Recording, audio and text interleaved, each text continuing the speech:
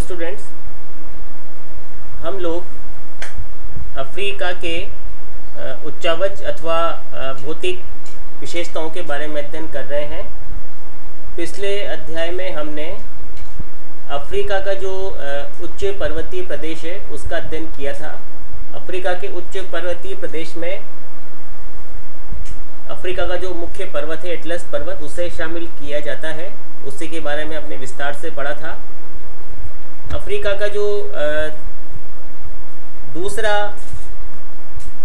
मुख्य पर्वतीय प्रदेश है उसका नाम है उच्च पठारी एवं पर्वतीय प्रदेश।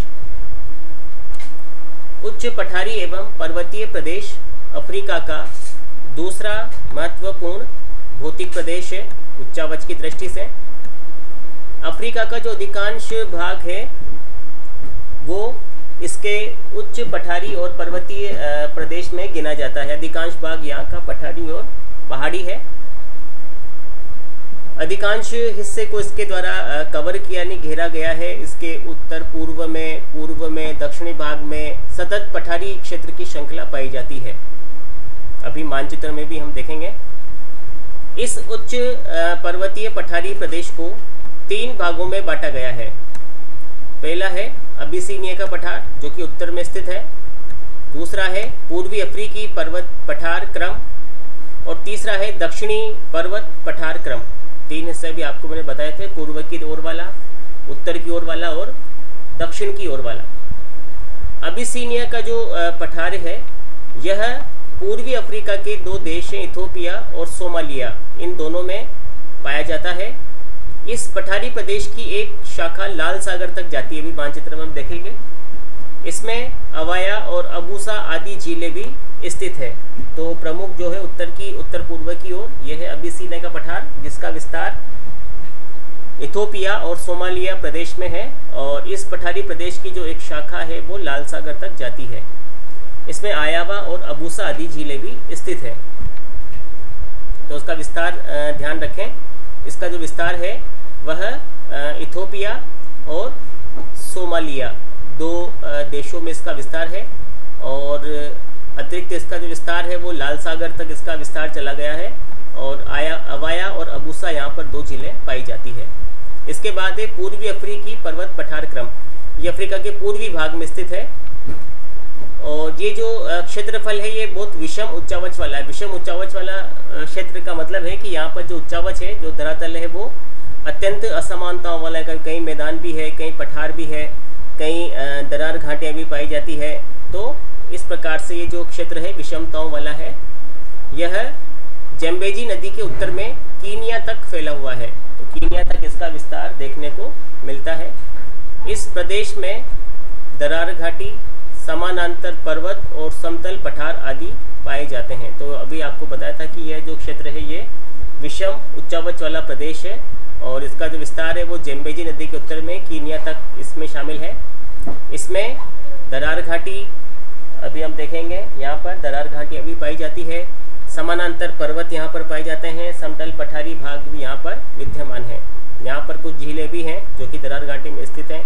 न्यासा है, टंगानिका है, विक्टोरिया है, रुडोल्फ है आदि झीलें यहाँ पर स्थित हैं। तथा कीनिया तथा किलिमंजारो जो पर्वत हैं वो भी इसी श्रृंखला के भाग हैं। तो इस प्रकार से काफ़ी महत्वपूर्ण है ये पूर्वी अफ्रीका का जो पर्वत पठार क्रम है। कुछ झीलें भी यहाँ पर हैं, न्यासा, टंगानिका, विक्टोरिया, रुडोल्फ आदि। और कीनिया तथा किलिमंजारो आदि पर्वत श्रृंखलाओं के जो भाग हैं वो भी यहीं पर स्थित है। अभी मानचित्र में हम देखते हैं। ये देखिए यहाँ पर मानचित्र में सबसे पहले हम देखते हैं पूर्वी उत्तरी जो पठारी क्षेत्र है, अबिसिनिया वाला जो पठार वाला क्षेत्र है वो ये है। इथोपिया और जो दूसरा क्षेत्र था इसका, वहाँ पर दोनों में ये पाए जाते हैं। इथोपिया और सोमालिया में दोनों क्षेत्र स्थित है। तो ये वाला जो हिस्सा है ये यहीं पर है। और ये इसका जो विस्तार है लाल सागर तक ये फैला। देखिए ये है लाल सागर। तो लाल सागर तक इसका जो विस्तार है यहाँ पर देखने को मिलता है। तो ये पहला क्षेत्र है, पहला पठारी पर्वतीय भाग है अबिसिनिया का पठार। अभी देखिए दूसरा है, ये दूसरा भाग है जिसे पूर्वी अफ्रीका पठारी और पर्वतीय प्रदेश के नाम से जाना जाता है। यहाँ पर आपको मैंने कुछ झीलें बताई थी, जैसे न्यासा, टंगानिगा, विक्टोरिया आदि झीलें। यहाँ पर मालावी झील भी इसी क्षेत्र में स्थित है। यहाँ पर आप देख रहे हैं तो विक्टोरिया झील है यहाँ, और ये देखिए यहाँ पे ये टंगानिगा झील है, और ये देखिए आप लेक मालावी, ये झीलें यहाँ पर स्थित है। ये प्रदेश बहुत विषमताओं वाला है। यहाँ पर दरार घाटियाँ भी पाई जाती है। समानांतर जो पर्वत पर है वो भी यहाँ पर देखने को मिलते हैं।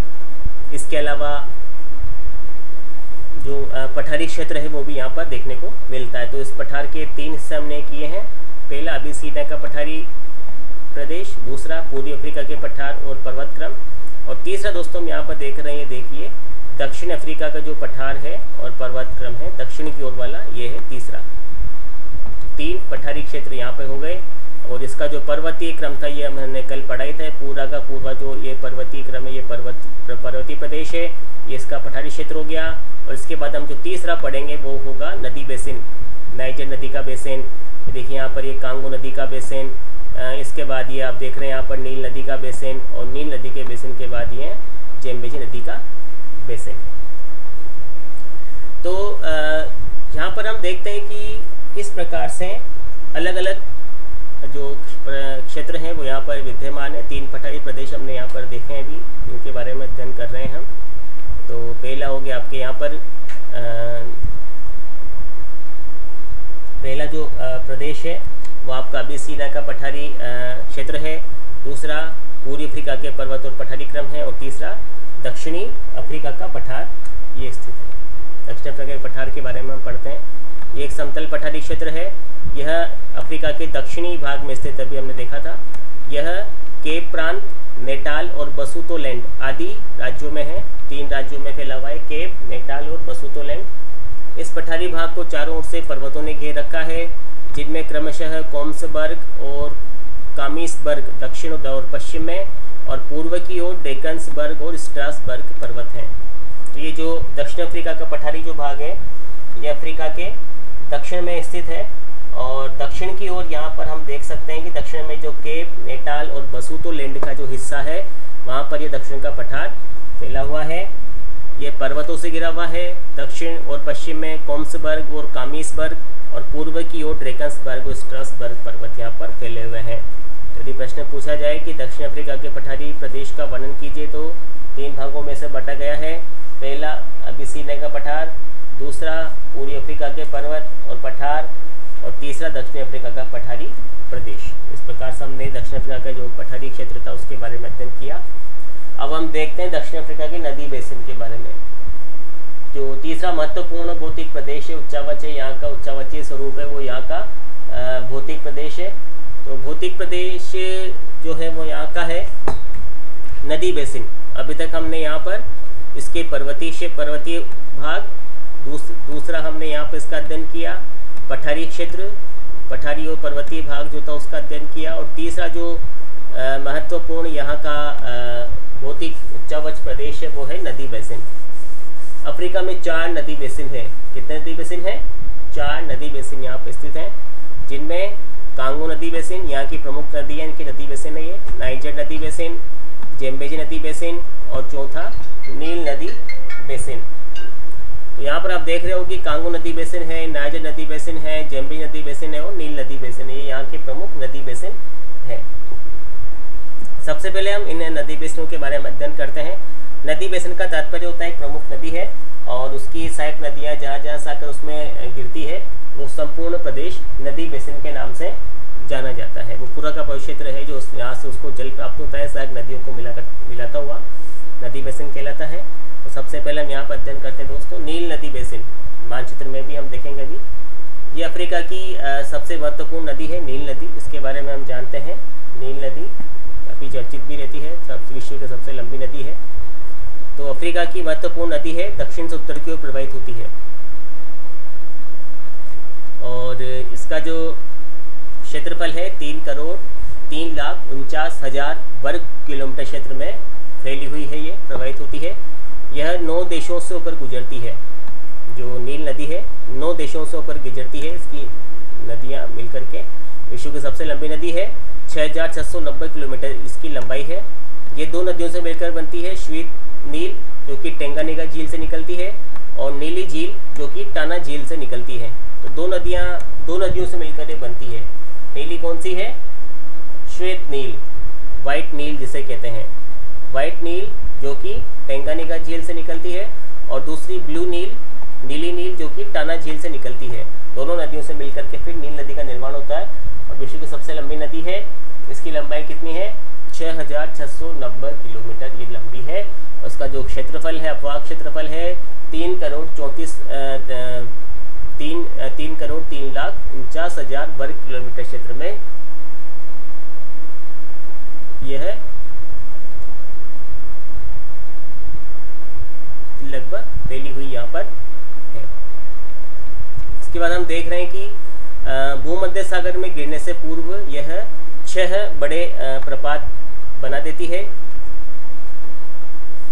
और 1971 में नील नदी पर एक बांध बनाया गया था जिसका नाम था आसवान बांध। आसवान बांध नील नदी पर बनाया गया था। इसके बनने से जो झील का निर्माण हुआ उसे नासर झील के नाम से जानते हैं। तो यहाँ पर काफ़ी महत्वपूर्ण नदी बेसिन के बारे में हमने पढ़ा कि नील नदी बेसिन अफ्रीका का एक महत्वपूर्ण नदी बेसिन है। इसका जो क्षेत्रफल है वो 33,49,000 वर्ग किलोमीटर क्षेत्र में फैला हुआ है। 33,49,000 वर्ग किलोमीटर क्षेत्र में फैला हुआ है। यहाँ पर 9 देशों से होकर गुजरती है। विश्व की सबसे लंबी नदी है, 6690 किलोमीटर। दो नदियों से मिलकर बनती है। पहली तो है श्वेत नील जो कि टेंगानिका झील से निकलती है, दूसरी है नीली नील जो कि टाना झील से निकलती है। दोनों से मिलकर के नील नदी बनती है और भूमध्य सागर में गिर जाती है। दक्षिण से उत्तर की ओर प्रवाहित होती है, भूमध्य सागर में गिर जाती है। इस पर आसवान बांध बनाया गया था, काफ़ी पुराना बांध है। इसके बनने से यहाँ पर नासर झील का निर्माण हुआ है। दूसरा है नाइजर नदी बेसिन। जो नाइजर नदी है यह गिनी के, अफ्रीका के पश्चिमी तट पर स्थित गिनी देश, गिनी के लोमा पर्वत से निकलती है तथा माली, नाइजर और नाइजीरिया आदि देशों में बहती हुई गिनी की खाड़ी में गिर जाती है। इसकी जो कुल लंबाई है वो है 4184 किलोमीटर और इसी पर नाइजीरिया में केंजी बांध बना हुआ है। नाइजर नदी का उद्गम गिनी से होता है, गिनी के लोमा पर्वत से निकलती है, माली, नाइजर, नाइजीरिया आदि देशों में बहती हुई गिनी खाड़ी में गिर जाती है। कुल लंबाई इसकी है 4184 किलोमीटर और इस पर नाइजीरिया में कौन सा बांध बना हुआ है दोस्तों? केंजी। काफ़ी महत्वपूर्ण है, याद रखें, केंजी बांध इस पर बना हुआ है। ये यहाँ पर आप मानचित्र में देख सकते हैं। सबसे पहले हमने पढ़ा किसके बारे में? श्वेत नील के बारे में हमने पढ़ा। ये देखिए, ये श्वेत नील है और ये है नीली नील। दोनों आपस में मिलकर के नील नदी का निर्माण करती है और ये नील नदी अंततः जाकर के भूमध्य सागर में गिर जाती है। तो दक्षिण से उत्तर की ओर प्रवाहित होती है और अंततः कहाँ गिर जाती है? भूमध्य सागर में गिर जाती है। दूसरी नदी हमने पढ़ी अभी दोस्तों, नाइजर नदी। नाइजर नदी, ये देखिए, ये नाइजर नदी भी गिनी के आसपास से निकलती है और गिनी के आसपास का जो लोमा हमें पढ़ा था अभी, लोमा पर्वत से निकलती है। माली, नाइजर और नाइजीरिया आदि में प्रवाहित होती हुई ये नदी जाकर के कहाँ पर गिर जाती है? गिनी की खाड़ी में यहाँ पर गिर जाती है। तो इस प्रकार से दूसरी प्रमुख नदी है। तो प्रमुख जो नदी बेसिन बनाती दोस्तों वो 4 नदियाँ हैं। पहली तो है नील नदी, दूसरी नाइजर नदी, तीसरी कांगो नदी और चौथी जेम्बेजी नदी। ये मुख्य 4 नदियाँ हैं जो कि यहाँ के नदी बेसिन का निर्माण करती है। जिसमें से पहली तो ये हो गई नील नदी। पहला नदी बेसिन नील नदी का बेसिन है। दूसरा नदी बेसिन किसका है? नाइजर नदी का बेसिन है। तीसरा नदी बेसिन किसका है? कांगो नदी का, जो कि भूमध्य रेखा के आसपास प्रवाहित होती है। चौथा है जेम्बेजी नदी का बेसिन। तो 4 प्रमुख नदी बेसिन ये हो गए और छोटी छोटी नदियाँ कुछ और हैं, जैसे एक है लिम्पोपो नदी, ये लिम्पोपो नदी है, ये ऑरेंज नदी है। कुछ छोटी छोटी नदियाँ अलग है। तो इस प्रकार से यहाँ पर हम देख रहे हैं कि 6 नदियाँ हमने यहाँ पर देख ली। पहली तो है नील नदी। अब मिस्र की अफ्रीका की नदियों के बारे में प्रश्न है तो आप यहाँ लिख कर सकते हैं, जैसे अफ्रीका की नदियों का वर्णन कीजिए, प्रवाह वहाँ का वर्णन कीजिए। तो 6 नदियाँ यहाँ पर हो गई हमारी। नील पहली हो गई नील नदी, दूसरी हो गई नाइजर, तीसरी हो गई कांगो नदी, चौथी हो गई जेम्बेजी नदी, पांचवी हो गई लिम्पोपो और छठी हो गई ऑरेंज नदियाँ। तो लिम्पोपो और ऑरेंज जो नदियाँ हैं वो दक्षिणी भाग की हो गई, कांगो नदी मध्य अफ्रीका की हो गई, नील नदी उत्तर पूर्व अफ्रीका की हो गई, और जो नाइजर नदी थी ये पश्चिम अफ्रीका की हो गई। जेम्बेजी नदी भी दक्षिण पूर्व की ओर मानी जा सकती है। तो इस प्रकार से जो नदियाँ थी 6 नदियाँ यहाँ पर हो गई। तो इनके बारे में आप आसानी से लिख सकते हैं, मानचित्र में भी दिखा सकते हैं कौन सी नदी कहाँ पर स्थित है। तो 2 नदियाँ अभी तक हमने पढ़ ली, एक तो हमने पढ़ लिया नील नदी के बारे में, दूसरा नाइजर नदी के बारे में। अब हम आगे चलते हैं, अब हम पढ़ते हैं जाम्बेजी नदी के बारे में।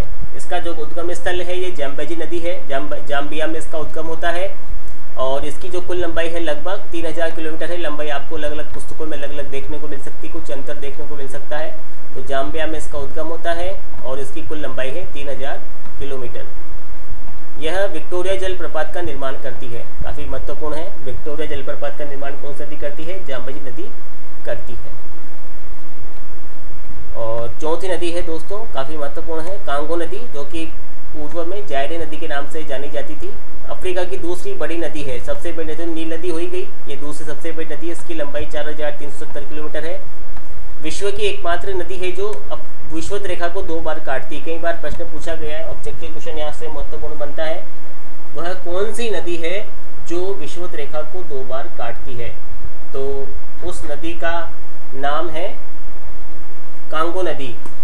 कांगो नदी अफ्रीका की वह नदी जो विषुवत रेखा को 2 बार काटती है। और इस नदी का जो बेसिन है अफ्रीका के लगभग काफ़ी बड़े भूभाग पर है। अफ्रीका के लगभग 13% भूभाग पर कांगो नदी का जो बेसिन है वो फैला हुआ है। यहाँ मानचित्र पर हम जाम्बेजी और कांगो दोनों को देख लेते हैं। ये देखिए जाम्बेजी नदी ये रही, और ये है कांगो नदी। तो यहाँ पर आप देख रहे हैं कि जो विषुवत रेखा है लगभग इस तरह से है, 0 डिग्री देशांतर जो रेखा इस तरह से है।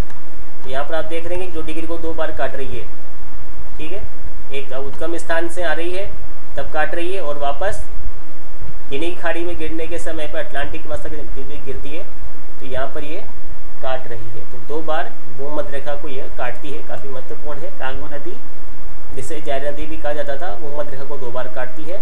और कांगो नदी बेसिन जो कि भूमध्य रेखीय जलवायु का बहुत अधिक महत्वपूर्ण भाग है, ये यहाँ पर भूमध्य रेखीय वन और भूमध्य रेखीय जलवायु यहाँ पर पाई जाती है कांगो नदी के बेसिन में, इस दृष्टि से भी काफ़ी अधिक महत्वपूर्ण है।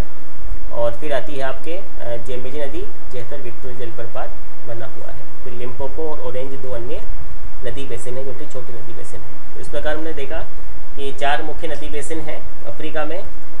पहला कांगो नदी बेसिन, दूसरा नाइजर नदी बेसिन, तीसरा जेम्बेजी नदी बेसिन और चौथा नील नदी का बेसिन। तो आपको मानचित्र में याद हो गया होगा। नील नदी बेसिन काफ़ी महत्वपूर्ण है। इसका जो नील नदी है 33,49,000 वर्ग किलोमीटर क्षेत्र में प्रवाहित होती है। काफ़ी बड़ा क्षेत्र इसने कवर किया हुआ है, 33,49,000 वर्ग किलोमीटर। और यह 9 देशों से होकर गुजरती है। विश्व की सबसे लंबी नदी है, जिसकी लंबाई 6,790 किलोमीटर है। 2 नदियों से मिलकर बनती है, श्वेत नील और नीली नील। और भूमध्य सागर में गिरने से पूर्व 6 बड़े जो है प्रपात ये बनाती है, झरने बनाती है। 1971 में इस पर आसमान बांध बनाया गया था, जिससे नासर झील का निर्माण हुआ है। और जो नाइजर नदी है वो गिनी के लोमा पर्वत से निकलती है और गिनी की खाड़ी में गिर जाती है। केंजी बांध इस पर बना हुआ है नाइजीरिया में। देखिए यहाँ पर फिर रिपीट कर लेते हैं हम। नील नदी दक्षिण से उत्तर की ओर प्रवाहित होती है, भूमध्य सागर में गिर जाती है। नाइजर नदी गिनी के लोमा से निकलती है, गिनी की खाड़ी में गिर जाती है, ये गिनी की खाड़ी है। तीसरी नदी कांगो नदी, ये देखिए ऐसी नदी है जो कि विषुवत रेखा को 2 बार काटती है। दूसरी सबसे बड़ी नदी अफ्रीका की भूमध्य रेखीय जो जलवायु है इसके बेसिन में पाई जाती है, काफ़ी महत्वपूर्ण नदी है। अफवाह क्षेत्र की दृष्टि से अफ्रीका का 13% भाग इसके अंतर्गत है। इसके बाद यहाँ पर आप देख रहे हैं जेम्बेजी नदी। जेम्बेजी नदी भी दक्षिण पूर्व की काफ़ी महत्वपूर्ण नदी है। और ये यहाँ पर देखिए मोजाम्बिक चैनल में यानी हिंद महासागर में गिर जाती है।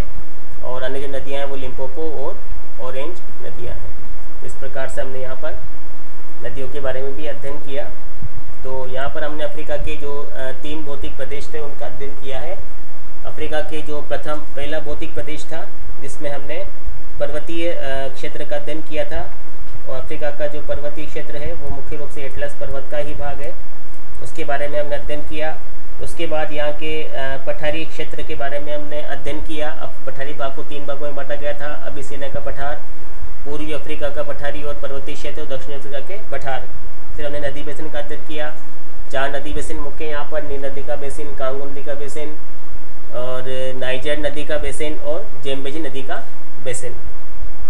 इस प्रकार से हमने नदी बेसिन का अध्ययन यहाँ पर किया। अब 2 उच्चावचीय जो उच्चावच भाग हैं और बचे हुए हैं, महान सहारा मरुस्थल और तटवर्ती मैदान, जिनके बारे में हम अगली कक्षा में अध्ययन करेंगे।